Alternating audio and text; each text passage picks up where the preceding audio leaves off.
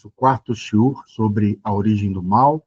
Nós paramos na semana passada, quando nós íamos entrar na questão do livro de Judas, né, que teve até algumas perguntas sobre ele, e eu falei que iria falar no próximo shiur, na próxima semana, e chegamos nela agora.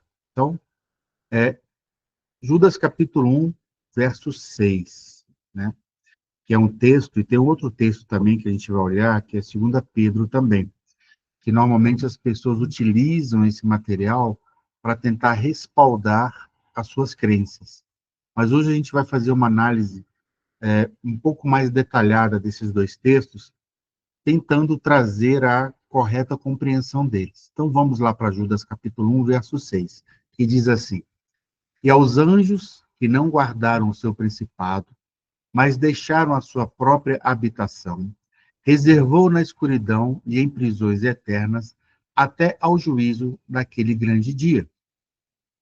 Aqui tem algumas coisas importantes que eu quero comentar com vocês. A primeira coisa é que nós já aprendemos que nós não podemos tirar o texto do contexto, né?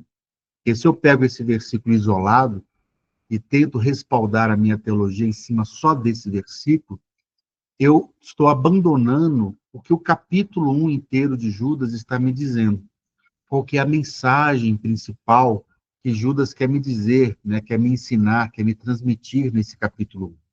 Então, eu tenho que estar atento ao que o contexto onde esse versículo está inserido está trazendo de informação para mim. E também, a gente tem que entender como ele está trazendo essa informação, né? Com que argumentos ele está trazendo essa informação. Então, quando nós olhamos para o capítulo 1 de Judas, ela é uma carta que está trazendo para nós um alerta muito grande contra a rebelião, contra a desobediência, contra a corrupção dentro da comunidade da fé. Então, veja, o endereço, né, assim, o contexto maior que Judas está escrevendo é contra esses comportamentos dentro de uma comunidade de pessoas que têm fé, que creem, né, que têm uma mesma relação de fé. E aí, a linha que ele segue de raciocínio, fundamentando isso que ele quer transmitir, né, que é esse problema que existe de rebelião, desobediência e a corrupção do gênero humano pelos seus ideais, pelas suas ganâncias, né, ele começa a traçar uma linha de pensamento dentro do capítulo 1, nos dando alguns exemplos que foram passados, né, de um julgamento passado. Então, Judas, ou Yehudá, né, que é o nome hebraico, começa a falar para a gente e nos faz lembrar de alguns pontos importantes. Por exemplo, no verso 5, ele mostra a incredulidade de Israel enquanto passava pelo deserto. E todos nós vimos isso. O problema que teve com Cora, problema que teve em vários outros momentos ali com Bilã, as reclamações por falta de água, por falta de comida, né, por falta de carne. Muitos exemplos nós temos da incredulidade, da rebeldia, da desobediência de Israel durante o deserto. No verso 6, aqui tem uma coisa muito interessante, que ele fala assim, ó, se eu traduzir a palavra ângelos em grego, ou malar em hebraico, pode ser um ser espiritual, mas pode ser uma pessoa também, né? Então, se eu colocar simplesmente lá, os mensageiros rebeldes, do verso 6, ou seja, Yehudá também poderia estar me dizendo aqui que homens que receberam autoridade, e a gente sabe porque toda autoridade vem de Hashem, e abandonaram esse estado de autoridade. E a gente vê pessoas que receberam autoridade, receberam poder, e abandonaram isso porque se corromperam. A gente vê no rei de Tiro. Alguém que recebeu, né, uma capacitação por parte do Eterno, ele era mais inteligente que Daniel, um homem, né, com muita formosura, com muita sabedoria, ele é chamado de malar também, ou seja, de um querube, ou seja, de alguém que portaria, ou que seria um guardião de algumas coisas que o Eterno havia dado. E essa pessoa se corrompeu. Então, esses que receberam autoridade e abandonaram seu chamado e se corromperam. sendo destinados ao juízo. Isso encaixa bem no tema da carta de Yehudá, nesse livro, um capítulo que Yehudá escreveu, falando contra falsos mestres, falsos líderes que se corromperam ao curso da sua vida. E aí, nesse verso 6, ele ainda diz uma coisa muito importante, que essas pessoas que se corromperam e morreram, elas estão aonde? Aguardando o julgamento, aonde? No inferno. Olha lá, ó. Deixaram a sua própria habitação, reservou na escuridão e em prisões eternas, até o juízo daquele grande dia. Ou seja, eles estão ali, sem poder sair, até o dia que ocorrer o julgamento. Né? A gente sabe que vai ser lá na frente, né? Lá na segunda ressurreição, que vai acontecer o julgamento desses que estão presos, ou seja, eles não podem sair dali. Né? Então, todos esses versículos acima, né, são modelos de desobediência e que virá a aplicação do julgamento do Eterno sobre esses casos. E eu quero ressaltar uma outra coisa também, que se nesse texto estivesse falando sobre a rebelião, né, dos anjos caídos, né, se isso aqui estivesse se referindo a anjos caídos, o texto está bem claro que diz assim, ó, quando a gente olha no pechat do texto, está dizendo assim, ó, reservou na escuridão e em prisões eternas, ou seja, não existe anjo caído na terra, ou seja, não existem demônios na terra, não existe Satanás solto na terra, porque o texto está me dizendo que eles estão presos num local, né, em prisões eternas, esperando o momento de serem julgados. E a gente sabe que Yeshua expulsou demônios. Yeshua, nós sabemos que Yeshua foi levado ao deserto para ser tentado por Satã. Ou seja, então, não encaixa nesse texto a questão de seres espirituais, mas de pessoas, né? Ou seja, de mensageiros, homens que receberam como rei de Tiro, como rei da Babilônia, receberam a possibilidade de fazerem o que é correto, mas se corromperam, né, com tudo aquilo que os tentou.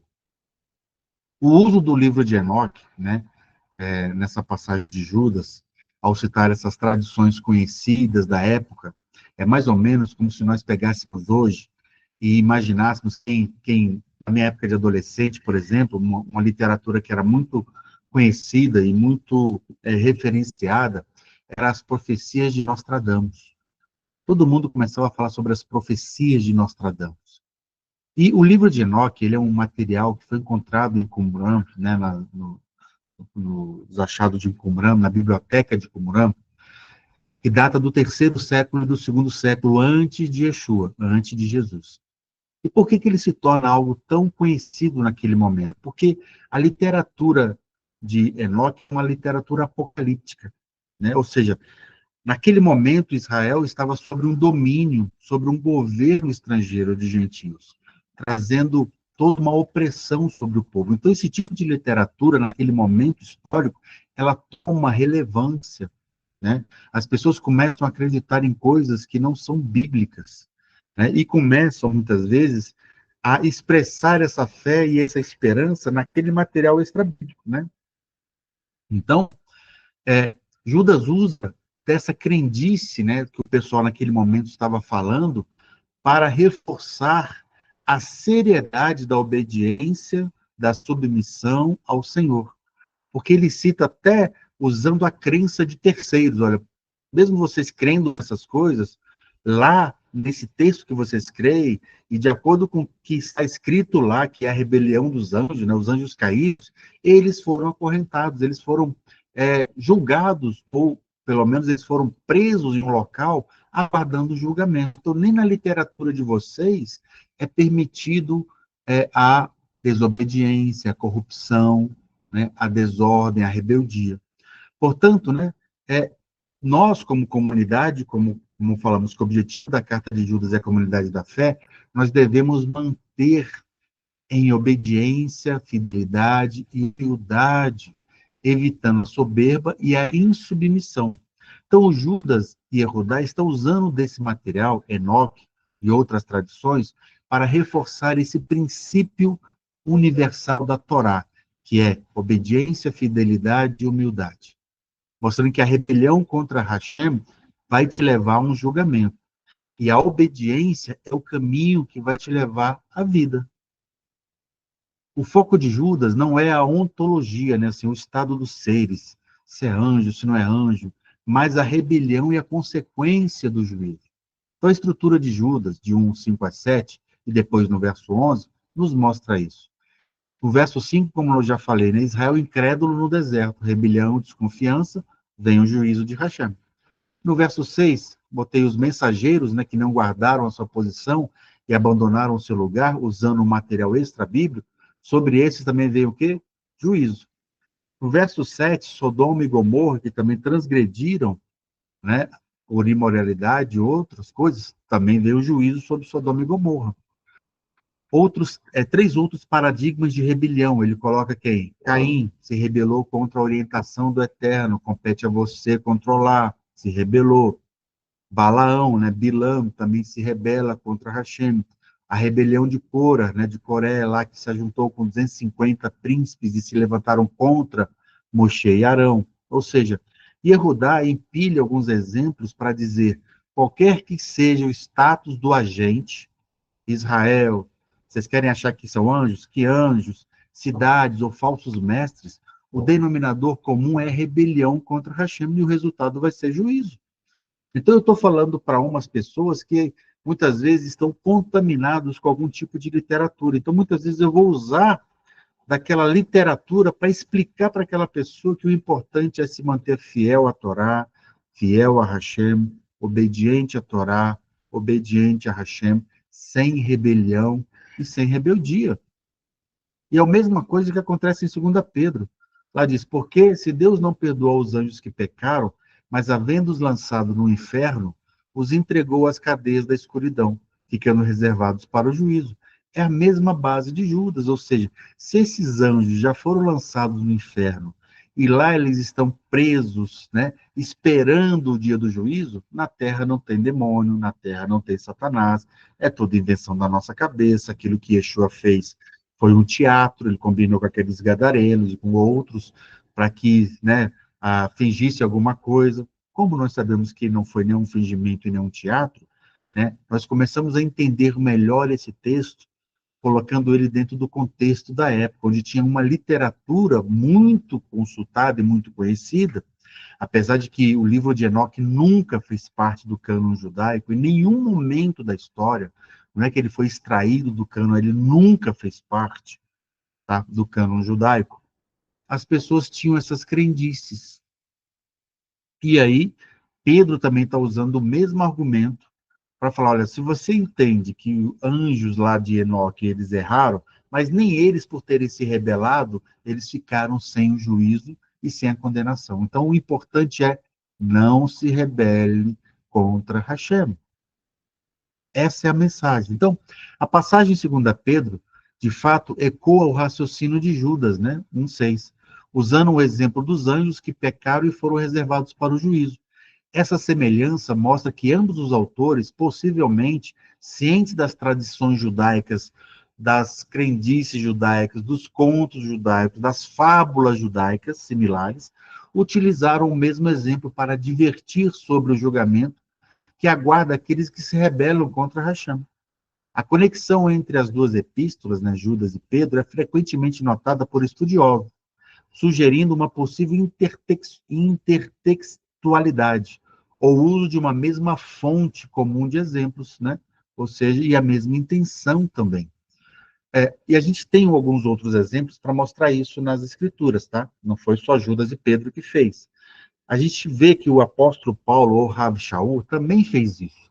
Quando a gente vai lá em Atos, capítulo 17, verso 28, durante o seu discurso no Aerópago, em Atenas, para conectar com a plateia de filósofos que ele estava ali naquele momento se dirigindo, intelectuais gregos, né?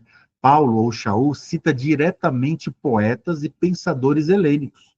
Olha que interessante, né? Então, ele usa desse mesmo artifício, usando, né, o conhecimento deles, ou a fala deles, ou o texto deles, para mostrar uma verdade bíblica. Então, né, a frase que está lá em capítulo 17, verso 28, diz assim, ó, porque nele vivemos e nos movemos. E existimos, como também alguns dos vossos profetas disseram, tá vendo? Como alguns dos vossos profetas falaram. Ou seja, ele está pegando o material deles para falar, para concordar com aquilo que ele está dizendo, pois somos também sua geração.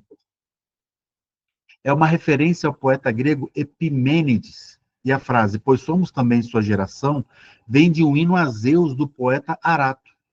Então, Paulo, como é uma pessoa muito culta, ele pega desse material dos poetas e filósofos helênicos, né, e intelectuais gregos, para mostrar que existe uma verdade oriunda até do que eles estão falando, que no caso de Judas e Pedro é a obediência, a submissão, e não que ali existam realmente profetas ou pessoas inspiradas por Deus. Compreenderam? Então, essa prática mostra que o uso de fontes fora da tradição judaico-cristã não era incomum no Novo Testamento. No entanto, o tipo de fonte que Shaul está usava, que Paulo, poetas e filósofos pagãos, era diferente da fonte de Judas, que era uma literatura apocalíptica, como o livro de Enoque. O que muda é a fonte, mas a forma e a ideia dos dois é a mesma. Dentro dos escritos da Brit Hadashah, incluindo Judas, Pedro e Paulo, demonstra uma grande habilidade de usar o que estava disponível, seja literatura apocalíptica judaica, filósofa grega ou poesia helênica, para estabelecer uma conexão com seus leitores e reforçar a verdade que estavam comunicando.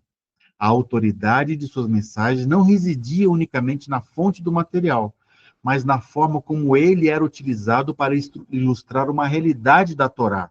Qual é a realidade da Torá? Obediência, submissão, fidelidade. É isso que a Torá sempre nos traz.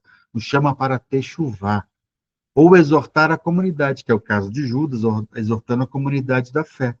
O que importava era a verdade final transmitida, ou seja, o que eles, nesse caso, estavam querendo ensinar naquele momento. Quando a gente vai para o livro de Tito, que vai no capítulo 1, verso 12, está dito lá, um deles, seu próprio profeta, disse, os cretenses são sempre mentirosos, feras ruins, glutões e preguiçosos. A frase é uma situação do poeta grego Epimênides também, que era de Creta e tinha grande reputação. Paulo usa a citação para confirmar a reputação desafiadora daquele povo, a fim de orientar Tito sobre como lidar com eles. Olha, né, um deles, o seu próprio profeta, ou seja, o mensageiro deles lá, a pessoa que traz aqueles conhecimentos ali, eles já falavam isso dessas pessoas. Então, outra passagem é 1 Coríntios 15, 33. Não vos enganeis, as más conversações corrompem os bons costumes. Embora na Bíblia a gente não identifique a fonte, os estudiosos concordam amplamente que essa frase é uma citação do dramaturgo cômico grego Menandro, de sua obra Thais.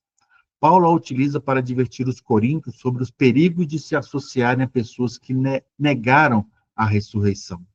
Ou seja, se você continuar andando com essas pessoas, é bem provável que daqui a pouco isso vai corromper você, vai te transformar, vai te começar a ceder a esse tipo de pensamento e você acaba se conformando, né, com aquele meio que você está vivendo. Então, vejam, Shaul fala muito sobre isso também, né? Ou seja, é, pega material para explicar uma verdade bíblica. Não que ele está falando que aquele cara é um profeta de verdade, é um profeta de Deus. Ele não está é, é, canonizando ou dando uma autenticidade canônica para aquele texto. Ele só está aproveitando do texto para falar, ó, mesmo que vocês creiam nisso, né, mesmo crendo nessas coisas que não, vejam que existe a obediência, a submissão, a fidelidade a Hashem, porque, caso contrário, independente do que você creia, você vai sofrer o juízo divino.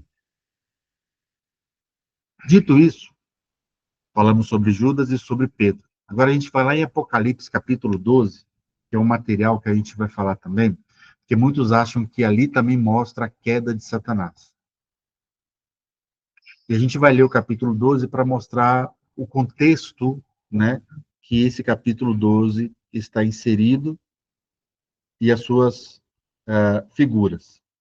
Quando nós olhamos lá para o capítulo 12, verso 1 ao 7 de Apocalipse, está dito lá assim, ó, e viu-se um grande sinal no céu, uma mulher vestida de sol, tendo a lua debaixo de seus pés e uma coroa de 12 estrelas sobre a sua cabeça. E estava grávida e com dores de parto, e gritava com ânsias de dar à luz. E viu-se outro sinal no céu, e eis que era um grande dragão vermelho, que tinha 7 cabeças e 10 chifres, e sobre as suas cabeças 7 diademas. E sua cauda levou após si a terça parte das estrelas do céu e lançou-as sobre a terra. E o dragão parou diante da mulher que havia de dar à luz, para que, dando ela à luz, lhe tragasse o filho. E deu à luz um filho homem, que há de reger todas as nações com vara de ferro. E o seu filho foi arrebatado para Deus e para o seu trono. Até aqui nós estamos vendo algumas representações que a gente precisa entender. 12 estrelas, 12 tribos de Israel. Ela está grávida, ou seja, de Israel virá o Messias, né? Ou seja, o dragão se levanta contra isso. E o dragão para de frente à mulher que havia de dar à luz, para que ela, dando à luz, lhe tragasse o filho. E o dragão, naquele momento histórico, representa o poder dominante sobre Israel, que é Roma.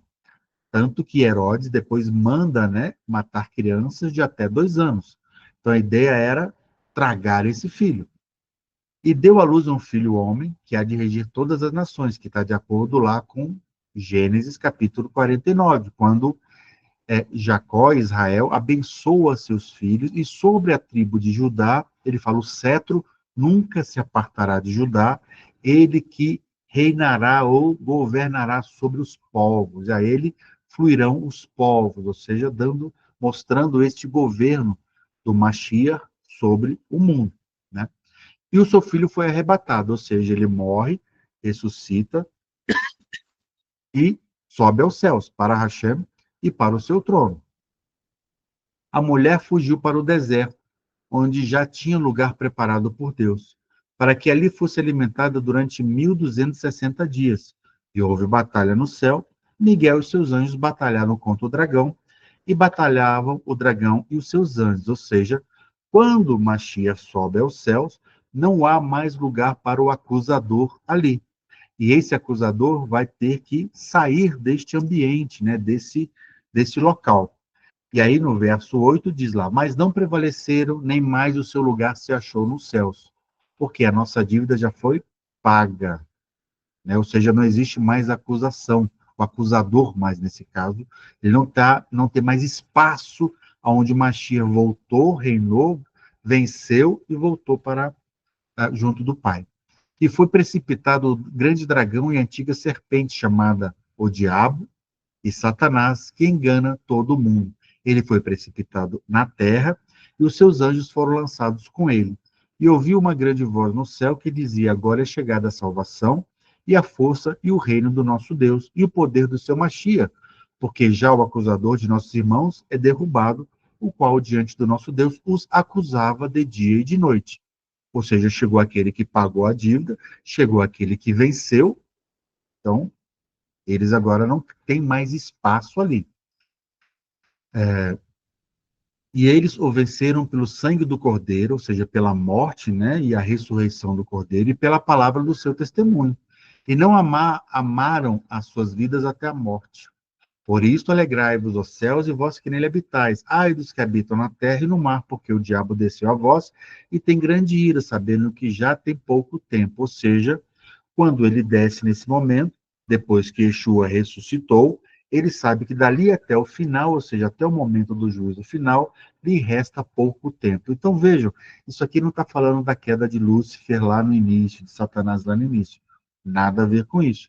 Tem a ver com Mashiach voltando vitorioso, depois de ressuscitado, e botando Satanás com seus anjos para baixo, porque não cabe mais acusação, e aí eles agora sabem que tem pouco tempo, lhes resta pouco tempo nessa esfera aqui ainda, né?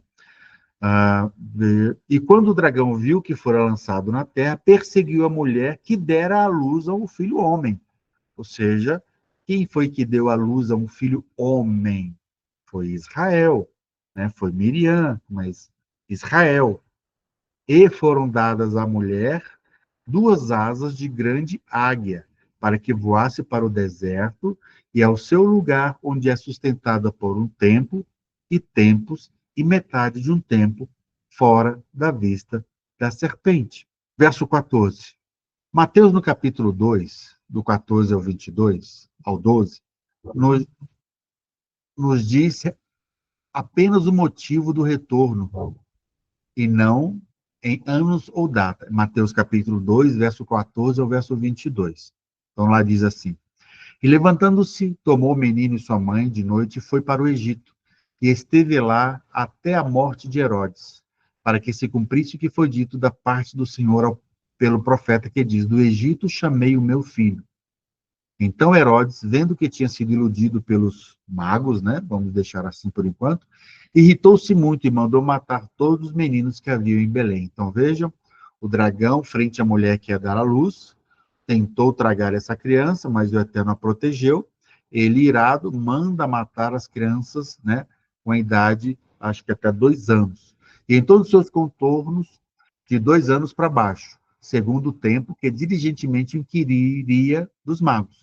Então se cumpriu o que foi dito pelo profeta Jeremias, que diz: Em Ramá se ouviu uma voz, lamentação, choro e grande pranto. Raquel chorando os seus filhos, e não quer ser consolada, porque já não existem. Ou seja, essas crianças que morreram amando do rei Herodes.